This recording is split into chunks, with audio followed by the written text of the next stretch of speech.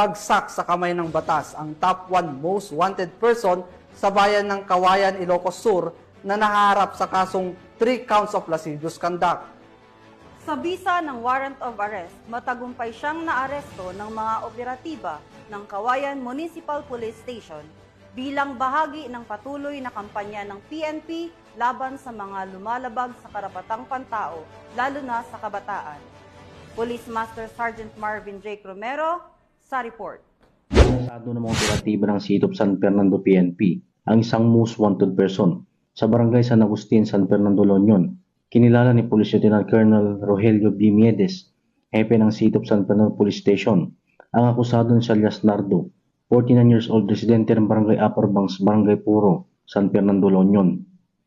Dakong alas 3 ng hapon ng marestong nasabing akusado sa bisa ng warrant of arrest na nilagyan Honorable Robert T. Kawin, Presiding Judge, Regional Trial Court, 1st Judicial Region Branch 29, San Fernando City, La Union, sa kasong paglabag sa prostrated homicide at mayroong rekomendadong piyansang 24,000 pesos.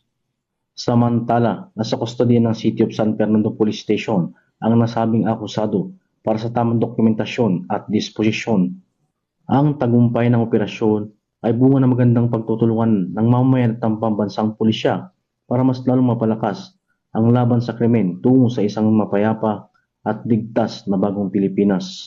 Mula dito sa PKG Ilocos Region, ako po ang inyong Police News Network Correspondent, Patrolman Dennis Carenal, alagad ng batas, tagataguyod ng Balitang Pulis.